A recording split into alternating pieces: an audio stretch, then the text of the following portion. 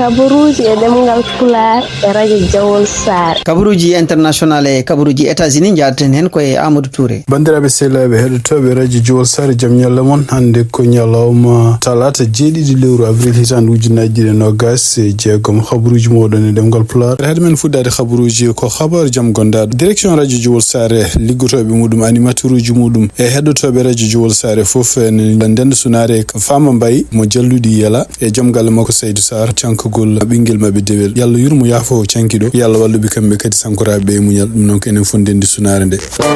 Guiɗɗo no habaruji men habaruji international hagguillaji oɗo saha joni fof nane kucciti Donald Trump ko jogori wadde e oɗo guerre moɓe goni kamɓe Israël contre Iran. Tugnade kadi ko yalti ko sakkiti ko e noon kanko Donald Trump e nder ko yalti toon to Pentagon eɓe ne ƴeewa peeje ɗe ganduɗa ɗo ɓe mbawi fellude to Iran taw koɓe mbawi fellude foof yantani ko wiyete ene crime de guerre. Ɗum ɗon noon ko caggal nde kanko secrétaire général des Nations Unies o haali o wi wonde ko Trump wiyata ne waɗa ko ɗum noon fellude de civil en goni wardi civil en e gueɗe mbaɗe noon ɗum ɗo ko hunde nde ganduɗa en sifa ko e charte Nations Unies ko crime de guerre. Kanko Donald Trump e nder jaabol makko wi wonde ɗo woni ɗo o waƴaka crime de guerre. Omo andi so Iran jaabaki ko wi ko en wayno ko wiyete civilisation fof no wurno mo mumtu ɗum ha laaɓa. Ɗum noon firti ko wonde ko mo mumtu Iran no wurno. Ɗum ɗon kadi ko hunde nde ganduɗa en ko wiyete crime de guerre tugnade kanko Nations Unies ko haali siftinde on tan ko gila deuxiéme guerre mondiale nde gasi nde a yimɓe hewɓe nangaɓe walla waraɓe sibabunde kamɓe Hitler en guerre ɓe mbanno en surtout e wonande civil en ha hande ko kanko Donald Trump rentina. Kamɓe démocrate no eɓe no continue kamɓe koye mabɓe hollude méthode makko e kanko Donald Trump continue mo jabade wiide wonda ko crime de guerre. Ko jiiɗa e ɗum toon to Nations Unies en wayno ko yontere ɓe nde yiyanoma wonde toon to Nations Unies hono kamɓe Russineɓe kamɓe Chine yo cali no fewi résolution mo ganduɗa gaddanoɗo toon. Oɗon résolution noon ko ɓuuri hewde en ko yimɓe jeeyaɓe o tan gadduno oɗon résolution pour wiide yo dole kutoro pour beele no ɓe mbawa uddide cirtol gongol pierengol Hormuz. Ɗum noon e wayno ko kamɓe Russie e kamɓe Chine siftinde noon ɓe jeeya koye conseil de sécurité kadi ko yimɓe joguiɓe ko wiyete veto ko kamɓe cali kaɗon haala. Donc sappo e goho leydi voti oɗon résolution kono e kamɓe Russie e Chine ɓe voti contre leyɗele ɗiɗi noon en jeeya en Colombie e Pakistan calimo wadde oɗon proposition leydi Bahrain wanno ɗum ene supporte ɗum ne wonde kamɓe Amérique proposition yo yaton to Nations Unies walla conseil de sécurité Nations Unies pour beele no kala ko fate ngol ɗo cirtol gongol toon to Hormuz beele no udite. Kono noon ene wayno ko hade mum yettade toon to Nations Unies conseil de sécurité Nations Unies wiidi salade ɗum fof ko kamɓe France wiidi wonde ko dole potani hutorede pour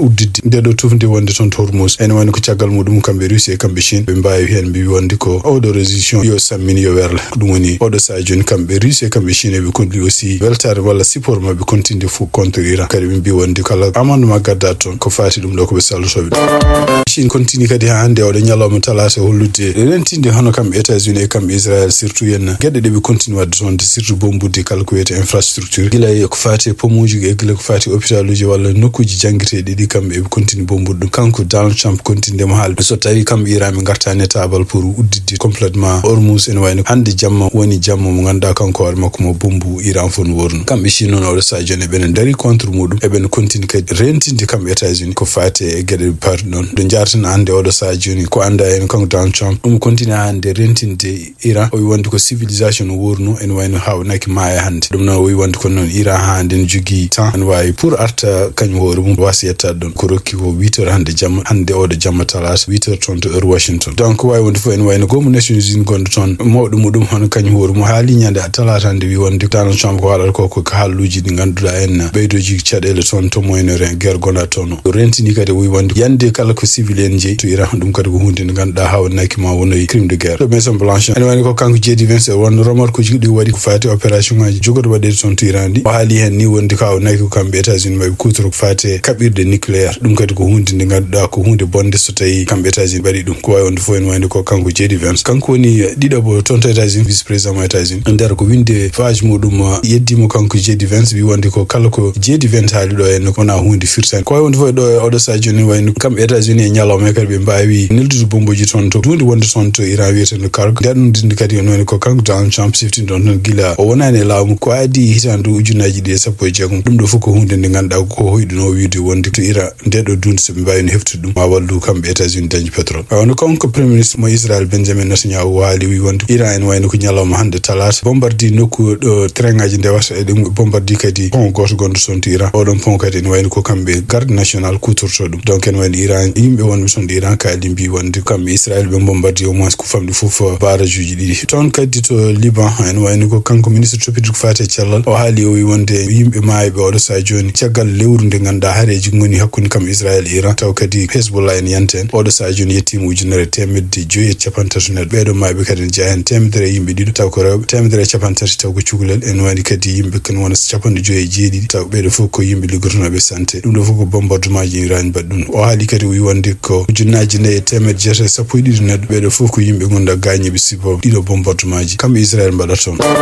Israel militaire uji mabɓe oɗo sa joni ɓe dentini kala laaɗe gonɗe ndiyam oɗo sa joni taw ko nokku mo takkiɗo to banggue worgo Liban yo gummo ɗon yo paato banggue rew paya toon to wuuro wiyetengo Taye hawnayyi ko kamɓe militaire Israel koɓe waɗo toon opération ngaji donc sifdi noon toon kamɓe Israel oɗo sa joni ɓen continue kamɓe ne sippirde walla waddude groupe biyeteɗo Hezbollah groupe mo ganduɗa henne kamɓe Iran ɓe sippirta ɗum kadi ko groupe yantino e haareji gonɗude toon to Palestine ande kamɓe Israel ɓe kaɓata Hamas ko jiiɗa ɗum kadi ne wayni ko tugnade hande e habaruji gummiri son de gardien ko famɗi fof yimɓe tato maayi e kadi yimɓe joyo gañima talatande nde bomboji berla toon to Kuwait bomboji ɗi kadi ne wayni ko mbawi yande galle goto galle woni ko Khour Al Zubair ko Sara Basra tugnade hande toppitiɗo ko fati kisal e cellal ɓe kaali ɓe mbi wonde ko famɗi fof yimɓe tato maayi hen yimɓe joyo gañima hen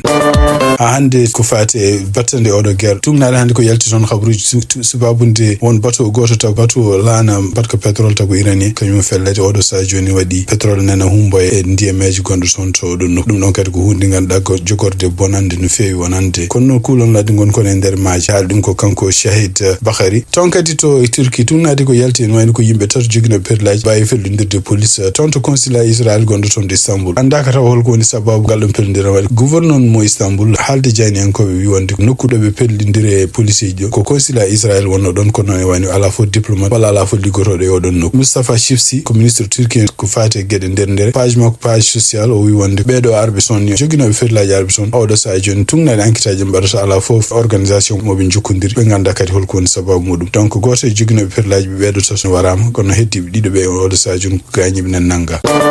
hande tugnade kadi ko ummi toon Israel hono militaire uji Israel mbi oɗo ñalawma talata ɓe mbawi kadi bombude toon usine goto taw ko usine chimique liggotoɗo ko fati gueɗe pétrole to Shiraz banggue worgo Iran oɗo journal gardien kañum hoɗum wawani vérifié ɗum noon kaɗo kaala gon kono noon tugnade ko IDF noon ko toppiriɓe konngol to armée Israel koɓe kaali ɓe mbi wonde ko oɗo nokku en wayno wonno ko lukku keddinoɗo kamɓe Iran eɓe kutoro pour wadde toon produit chimique ɗiɗon produit ji kadi ko kutorteɗe ko fati kala pettoje ɗe ɓe neldata walla kala matériel mo ganduɗa ne hutore e missilaji mabɓe ɗi ɓe neldata ɗi Israel en kañum e États-Unis mbi oɗo sa joni mbawi hande fellude ken wona 17 nokku ɗiɗon nokkuji kadi ko nokku ɗi ganduɗa en ɓe gandi ko nokkuji kamɓe Iran eɓe kutorto ko fati gueɗe mabɓe kono noon e wayno ko caggal muɗum hono kamɓe Iran kadi e croissant rouge mabɓe haali wi wonde ko nokkuji ɗi pelɗi ko nokkuji civil en goni hen ɗum noon ko nokkuji pelle ɗi ganduɗa wona pelle laamu en koji gon toon ɗum ɗo kadi koye crime de guerre tugnade hande gardien mbi kono abboye 1,360 neɗɗo ɗum woni ko wara to Iran sibabude ɗiɗo bombardement ji kamɓe États-Unis e kamɓe Israel mbaɗata toon to Iran tugui lewru février ɓeɗo 1,360 ne jeeya hen 1,665 taw ko civil en donc ene wayno ko fedde gongu biyeteɗo human right ko haali wi wonde oɗo sa joni ene waɗi hen 216 neɗɗo e ɓeɗo waraɓe taw ko cukalon ne waɗi hen kadi ko famɗi foof 49 neɗɗo taw ko civil en barama toon ene waɗi kadi 56 ɓeɗo fof ko yimɓe gañiɓe toon e altini ɓen ɗo tugnade koɓe kaali donc wawi wonde fof en wayno har nden en continue o toon banggue toon to Iran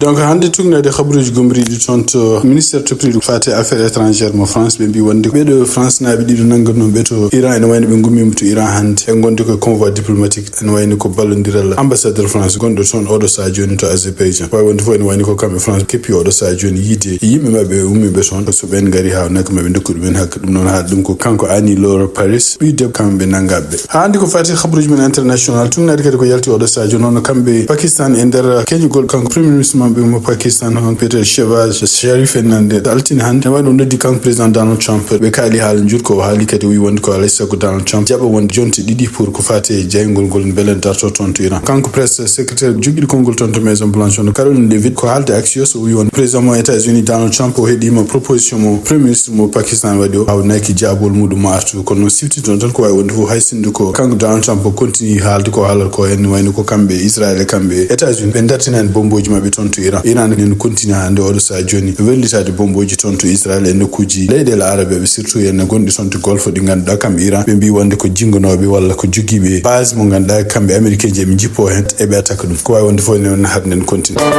tugnade ko mi toon to Côte d'Ivoire hono kamɓe laamu Côte d'Ivoire e ñalawma hande ɓe mbawi ka ittude kala visa ji gonɗo toon ɗum noon ko woni kade gonnoɗo hakkunde circulation marchandise aji gummotoɗe toon to leyɗele Sahel hakkunde muɗum e Côte d'Ivoire jeeyaɗen ɗum leyɗele hono kamɓe Burkina Faso e kamɓe Mali tungnaade konngol gummingol toon hono leyɗele ɗeɗo jeeyaɗe Sahel woni ɓe ngoni koye ƴeewde kala leyɗele ɗe ɓe jokkodiri oɗo saha joni kontinde maslaha gonnoɗo ɗon taw maslaha o kayto ko CEDEAO ɗum noon wiide wonde ko kala marchandise aji gonɗi e ɗeɗo leyɗele ne mbawi circulde taw ala kade janoji mumen ko wawi wonde fof ene wani Côte d'Ivoire kamɓe ɓe ƴefti oɗo décision hande tungnaade kadi e habaruji gommiri to Africa Business Insider.com habaruji gommiriɗo toon to Golfe to Hormuz hono kamɓe Iran en ñalawma kadi ɓe mbawi dartinde laaɗe ɗiɗi ɗe kadi taw ko laaɗe jeeyade toon to kattaɗe mbiyata LNG ɗeɗon laaɗi kadi ne wayno ko baɗɗe pétrole ɗeɗon laaɗi kadi ne gari to Hormuz to ene wayno kamɓe Iran ɓe dartini ɗumen donc tungare hande ko kamɓe Qatar naɓe koɓe kaali wi wonde Iran yamirino ɗeɗon laaɗe yoɓen kono anda holko woni sababu muɗum joni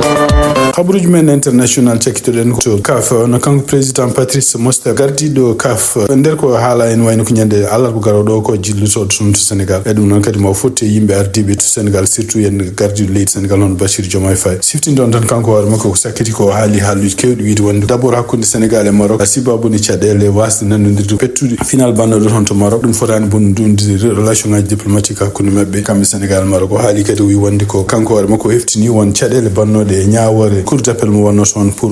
heptude wiide wonde ne yamira kamɓe Sénégal coupe d'Afrique des nations moɓe keftuno ndiɗon jeenare yo fatiri Maroc par ce que Maroc gagni o ɗum ɗon ndeɗo ñawore ko ñawore wande erreur saabu ɓe keftini oɗo sadio won tawnoɓe ñawore ene wayno fotani tawede hen kuulal dottowal gongal toon to kafe wi no foti membre uji poɗɗi tawede ha wonde ɓe mbaɗa ñawore o wi ɗum ngal ɗum kuulal donc kuulal jangal erreur tawde won tawaɗo hen fotani tawede hen ko wawi wonde oɗo sadio joni kamɓe Sénégal ɓe ɗami ha hande ñawore ma ummoro toon tribunal toppiride ko fate ñawde gueɗe kono wawi wonde fof ene wani ko Sénégal jaɓani ko haalano ko kan gardiɗo kaf oɗo saha joni woni ko ƴewde maslahaji hakkude kamɓe Sénégal e Maroc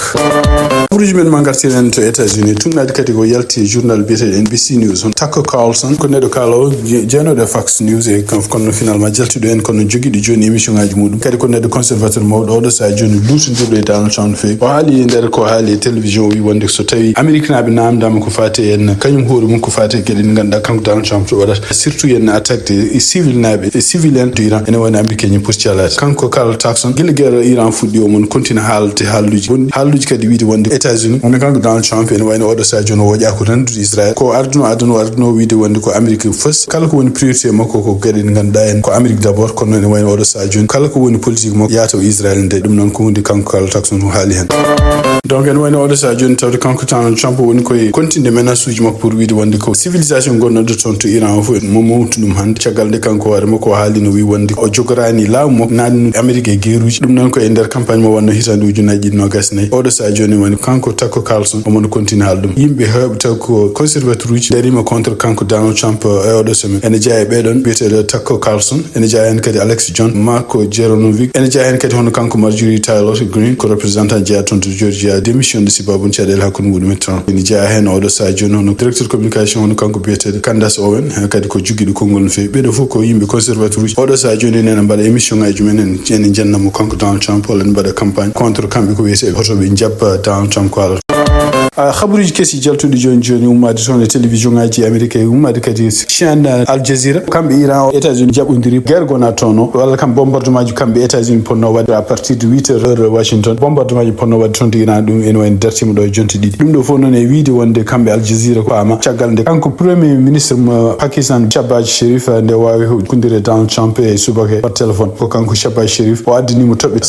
sappo ɗe kadi ko Iran wi wonde ɗum woni proposition mum no guerre o dartori e ɗeɗon sappo noon kanko Donald Trump woni o jaɓi wonde komo dartini guerre o ɗo e jonti ɗi e mabɓe continue haaldude e ɗeɗo leyɗele tati hono kamɓe Pakistan Égypte e kamɓe kadi Turquie pour ɓe mbawa fottoyde toon to Islamabad ɗum noon ko capitale Pakistan donc ko wawi wonde fof kanko Donald Trump e nder kadi ko yalti toon to Maison Blanche ɓe mbi wonde ko alay saago cirtol gongol toon to Hormuz ngol uddite batuji mbawa rewde hen ɗum noon noon ene wani ko kamɓe États-Unis kadi ɓe dokki o polgo hono kamɓe Iran a won cirtol ngol hayso udditama ko kamɓe Iran kadi armée mabɓe jogoto contrôle kala batuji dewoji toon ɗum noon kadi ko hunde nde ganduɗa kamɓe Iran ɗum ɓe ene jeeya e toɓɓe ɗeɓe jiiɗi heftine wonde ko Hormuz ko kamɓe jeeyi contrôle mabɓe foti donc caggal muɗum ene wayni ko kamɓe Iran kadi ene wayno nder toɓɓe ɓe namdi kala ko woni ligguey moɓe mbaɗanno ko fate nucléaire tawde ko ha ɗo ɗo ɓe jaara ɗo tawama wonde koɓe jiɗiri nucléaire ko sibabu nde kuɓɓam alay saago ɗum ɗo kadi heftini e kala sanction ngaji kadi pawnoɗe mabɓe ɗum fof oppite siftindon noon ko ene jeeya e sanction ngaji ɗi henno pétrole ɓe mbawano yeey ɗum kono guerre ko fuɗɗi ko ene wayno États-Unis e yamɗinino ɗum ɗon ɓe mbawino yeyde pétrole mabɓe donc wawi wonde fof ene wayno ko haraleɓe kadi andu duɓi Donald Trump bi wonde ko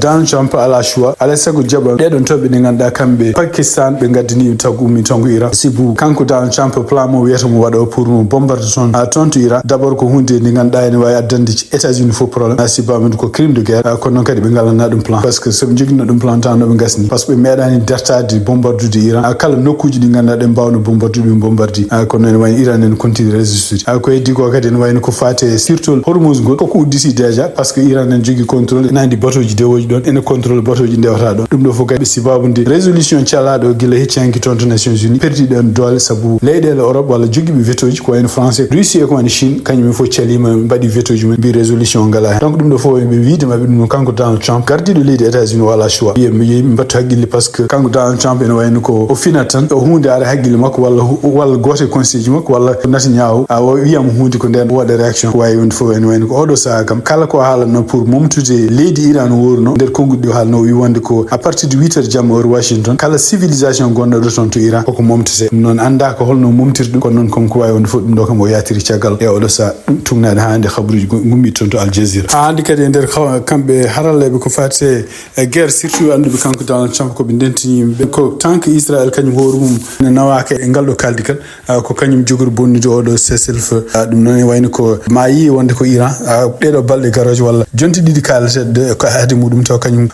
continue bombardude toon to Iran kadi fuɗɗo jabade ene anda kam illa ko wayno ɗeɗo gueɗɗe ɗe ganduɗa en kamɓe Amérique ɓe jogui intérêt ji toon to leyɗele arabe ene wayno ko kamɓe Iran kam oɗo sa joni ala to ɓe meeɗi bombude États-Unis kono noon ne wayno ko Israël kam eɓe continue bombandirde ɗumen kadi ɓe dartini Israël wi dartini kono noon ko Israël jogori bonnude ɗum kadi ko haralleɓe ndentini yimɓe wonde ko Israël jogori bonnude o ngal ɗo nanodiral kanko Donald Trump o wadde Iran